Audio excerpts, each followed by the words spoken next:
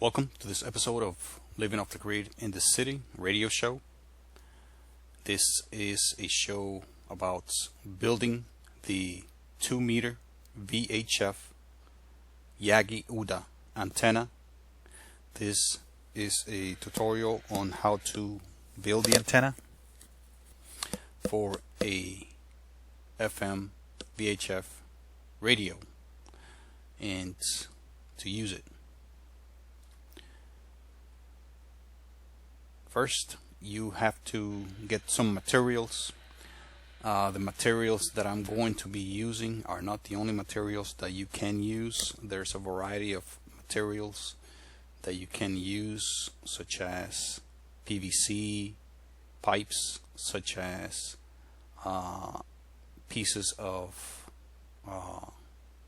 wood or lumber like the one I'm showing here, or it could be a piece of plastic or some sort of non-conductive material. I would stay away from metal materials to use for this project that does not involve the actual antenna, because that, I believe, would just disrupt the antenna's effectiveness, the functions, and its efficiency and its utility. So here I go with a 6-foot piece of wood or lumber, a cut straight piece of wood. This particular piece of wood is about 1.5 inches wide and about 1/2 inch thick.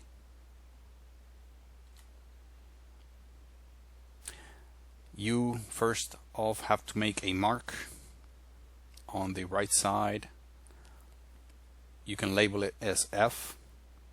There will be 6 marks made: A, B, C, D, E, and F.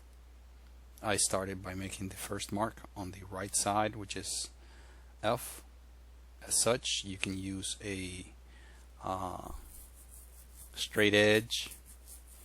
You can use something that makes that mark as straight as possible, and you will see why here shortly, because that is where the antenna support will go, and it needs to be as straight as you can make it.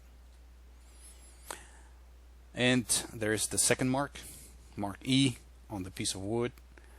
You can mark it with pencil, pen, marker, and that mark needs to be about 30 centimeters away from F, to the left of F, into the piece of wood. So again, make that mark about 30 centimeters separate. The next mark you will make is mark D, again about 30 centimeters distant from mark E. And the next mark is mark C. Make this one about 30.5 centimeters away. The next mark is going to be mark B. Make this one 31 centimeters away from C. And make the next mark, mark A, on the left of the screen there. Make it about 50 centimeters away from B. Once you're all done marking, the marks should look like the ones on the screen, if you can see them. They are A, B, C, D, E, F. Between A and B is going to be the longest distance, 50 centimeters. In between the rest is going to be more or less 30 centimeters, some cases 30.5. In one case, 30.5. So there I show the width of the other pieces of wood that I'm using. I got these from the Home Depot. You can purchase them. You can have them. You can use something similar. not necessarily of wood. It could be, again, some sort of composite, plastic, non-metallic piece of straight, flat material. Again, it doesn't have to be 4 centimeters thick. It could be something close to that. That is 4 centimeters wide. This is about 1/4 inch thick. And there's the measurement again of the longer piece in centimeters and the smaller pieces. These smaller pieces, you have to get at least 3 of them. I got 3, so I can cut to make 6. This is a 6 element Yagi Uda antenna. 6 elements, meaning six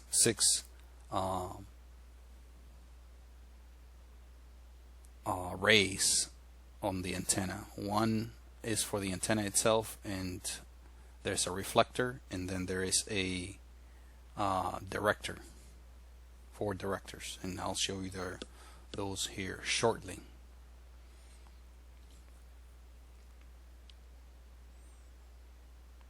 Again, these pieces, 3 of them are about 92 centimeters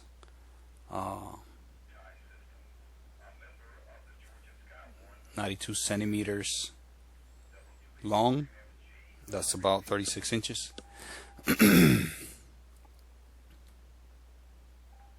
And if you can hear in the background, that is my FM VHF radio that's already working with the Yagi antenna that I have already built, showing here, and it is working very well, picking up very clear signals from some distance away. And I will do experiments to see exactly what the range is for this antenna, both receiving and transmitting.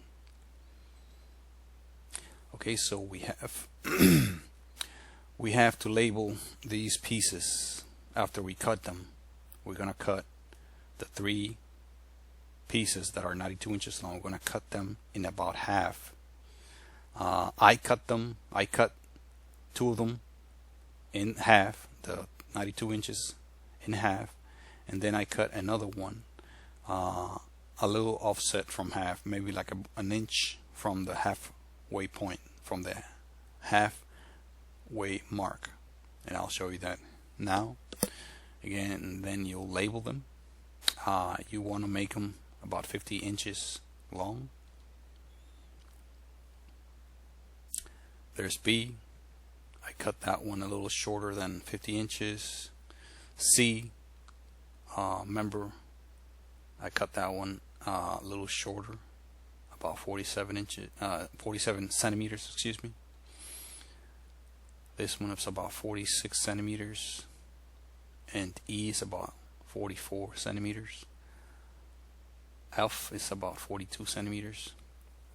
So there you go. You have 6 pieces, A, B, C, D, E, and F, with various lengths. These 2 are the same length, and these 2 are the same length, and then these 2 are a little larger. And that's I chose it to be that way so the antenna could have small pieces in the front and the longer pieces towards the back. The back is where A is. The front is where F is, which matches quite nicely. F for front. A matches nice with the ass end. So that's a way to remember. So here I put it in the center mark in each of the pieces, and that center mark on each of the pieces, on the each end of the pieces, will help you make a this is the center mark on the big piece, not on the smaller pieces. So I put a center mark in each of the marks where the letters are, and that will allow you to center each piece into this piece of wood. So once you are ready to glue these pieces on, these pieces will be glued on this other piece. You put your glue, and the mark there is straight, it's perpendicular, and this mark is right in the center of this, and you're going to place this piece on the line on this side and then match it, this line with the center, to make a T. So, and there's a center mark, you match it with the center line, and you make it straight on that line, as straight as possible, so this could be perpendicular as much as possible. You press on press on this so the glue can spread, so you don't have it floating around, and it can sit there. It'll sit there on its own if these pieces of wood are straight enough. And this is another view of the E member. The same way, place the D member same way, the C member the same way, the B member in the same way, and then finally the A, and you get this result.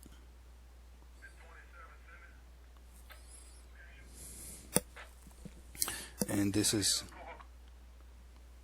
was a transmission being picked up by that Yagi Uda antenna. Very clear, very nicely working right now, connected to my VHF radio. So this is how the antenna is beginning to look.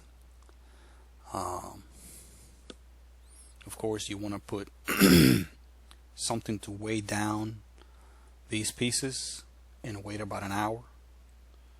If you're in warmer weather, you may have to or if you're in a heated environment, if you are outside when it's cold, you may have to leave it there for about 2 hours, so these pieces could cure and adhere to the longer piece, so that way they're not moving around and being knocked out. You want to use wood glue or something like Gorilla Glue that works with wood, that bonds wood. Next, you want to find yourself about 25 foot of 8 AWG solid copper bare cable or bare wire. These you can find at Home Depot, Lowe's, any electrical supplier, electrical material supplier, or hardware store. And it doesn't necessarily have to be 8. It could be 10, even 12, if 12 is what you can find. Or it could be 6. The smaller the number, the larger this gauge is going to be, this diameter. So you want about 20 foot to 25 foot. And then you're going to straighten up several pieces of these lengths. Straighten up each piece, then cut them to each one of these lengths. And I put the letters here because these are going to be assigned to each of the cross members. You see A, B, C, D, E, and F. They have different sizes. F is to be cut to 88 centimeters. E is to be cut to 89 centimeters. C is to be cut to 90 centimeters. Excuse me, this should be D. So D is supposed to be 90 centimeters. C is supposed to be 91.5 centimeters. B is supposed to be 98 centimeters. And A is supposed to be 102 centimeters.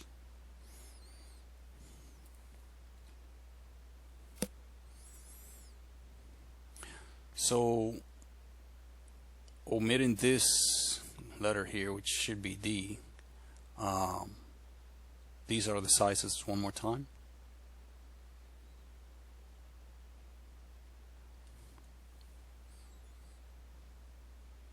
And once you're done cutting, straightening these and cutting them, find the center of each and put a center marking on each one. And the way I put the marking, I put electrical tape, as you can see here, in the center of each. I rolled it around. I rolled the tape on it around about 12 times to get that nice little thick separation there, or insulation, to separate it a little bit from the wood, as you will see on this one here, on the B ray. I will call them ray. On the B ray, find your center, and then from that center go about this many, about 10 centimeters each way, as you can see here, looking at my tape, measuring tape. Let's say if you put the center mark in the 20, go to the 10, and then go to the 30 to put your marks. And this is only for the B.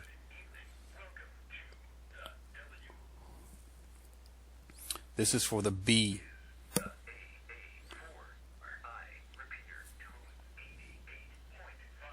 Okay, I just picked up a message from a repeater that's about 26 miles away in the next town over, which is good. I have the antenna, the Yagi antenna, pointed north, and that town is north of here, so that's a good sign. So continuing on, this is how I put the tape, roll it on the ray again about 12 times, and cut it, and then you should get, this is for the center of each rod. Each rod takes one in the center, but the one for actually all of them, I take it back, all of them are going to take three rolls of tape to each.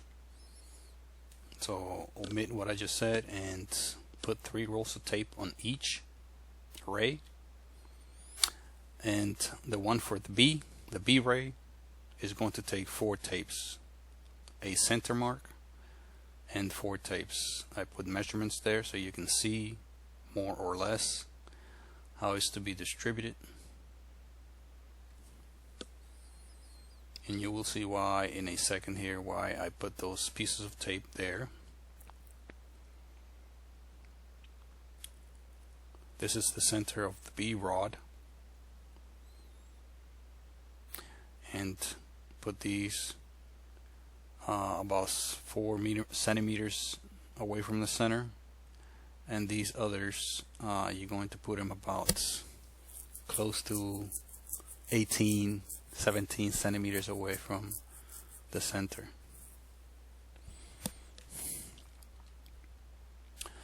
And the B rod only, you're going to cut in the middle, or the B ray,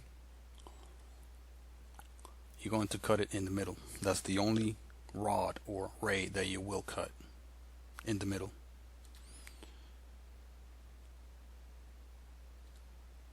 Again, this is the B rod, and the B rod should be the only one with 2 pieces of tape on each cut end. Next, you'll find yourself a electrical box. It could be of standard size. You want it to be plastic, non-metallic. I chose this blue thin box, which is about 32 centimeters thick, and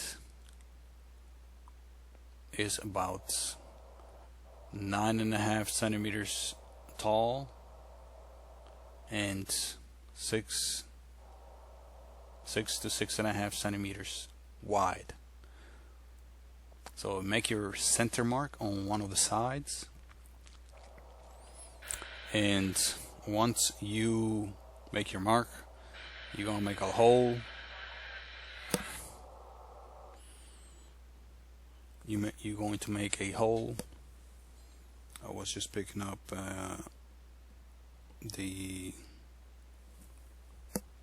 sheriff's office, the sheriff's transmission there. But you're going to make a hole. That hole is going to be enlarged using one of these hole cutters. Unibits, they call them, I believe. And to make your hole just big enough, not bigger, but just big enough, so you can, I show the measurement here, is a little under 2 centimeters, or a little under 1.5 centimeters. I take that back, 1.5. And then that's just big enough for that PL 259 connector to go right through. Mark your holes, make your holes, and screw your PL 259 connector on. Just like that. You can use bolts or you can use screws if you make your holes small enough, and use screws that will keep it snug.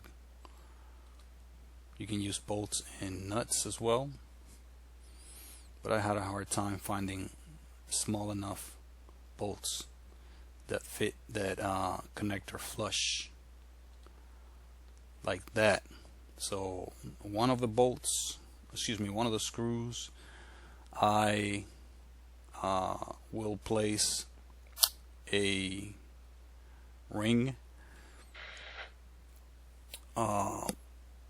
lug, a small ring lug with a wire that is for the shield. That will be the shield wire, and that is how it looks. This is a pretty bad picture, but this is the shield wire, and I'm gonna bring it in through this small hole. I didn't want to keep the whole wire outside. You can if you want to, but I'd rather bring it in. I also put here the center conductor, which they're both soldered to this connector, and I will show that solder here shortly. This is not only put here, but I did solder it. I did solder it here, and this is soldered to the center pin. Moving over to the pieces of wood are now dry, and I drill one hole, 2 holes with the small, a very tiny drill bit. That's for my screw, so I don't split the wood. And then I do a very shallow hole, very, very shallow. It's only for the head of the screw with this bigger bit. And this shows a close-up of that. That's how you want that. And then you place your screws. Some people may choose not to put any screws, so that way you don't use any metallic pieces other than the antenna itself. But I chose to use these small screws. I don't think that will make any discernible difference in the signal reception or transmission.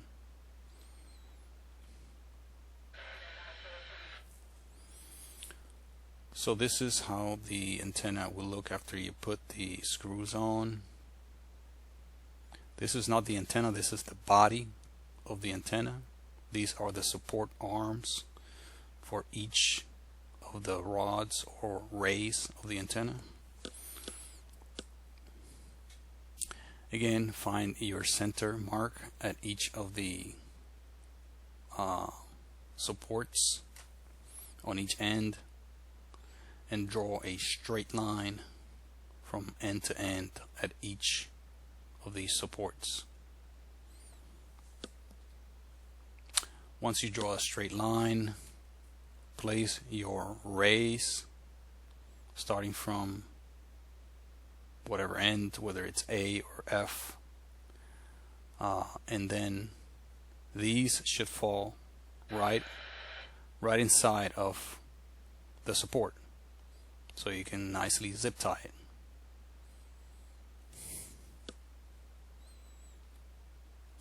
And that is the idea here, having these pieces of rolled tape fall in this location on each of the supports for zip tying. No need to zip tie this one, no need to secure this one. This one will just remain there free. And this, if you cinch this tight enough, these will hold in place, they won't move. And repeat the same steps to each of the supports and each of the rods or rays, including the two for ray B. This is a close-up of ray E rod or ray B. Excuse me, this should be E. This should be E. That's correct. No, excuse me, this should be B, not E. So omit this. This is B. So B again has 4 tie points. This one does have a zip tie on the inside and the outside on each rod. Again, this is the B rod. And again, omit this. This is the B rod. B is in Bravo. And here I show the wiring already on the connector, soldered. This is a close-up, and as you can see, it's been soldered to the center conductor, and it's been secured with a screw to the shield wire using a loop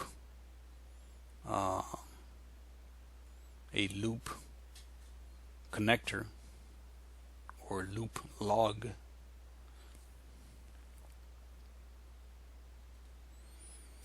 And once I secure the box in the back,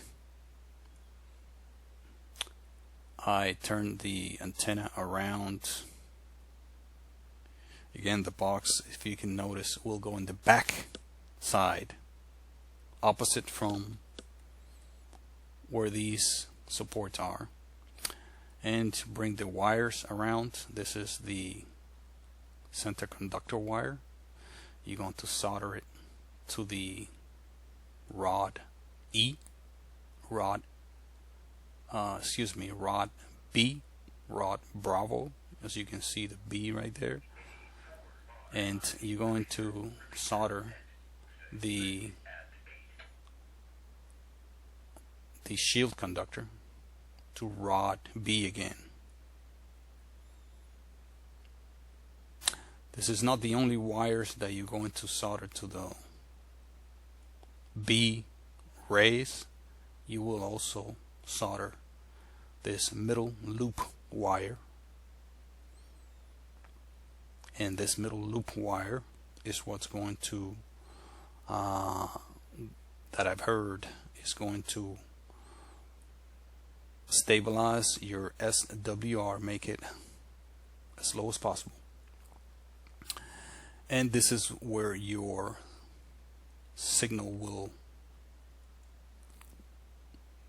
spawn from. This is where your signal will begin. As far as I know, your signal originates here and beams outward in a sphere. And that is a little bit of the theory behind the transmission of this VHF. This is nothing but a dipole antenna or double pole antenna. The dipole antenna is a simple two rays connected to the one ray connected to the center conductor, one ray, another ray connected to the shield of your antenna wire connection. And again, this is where the signal will originate when you transmit.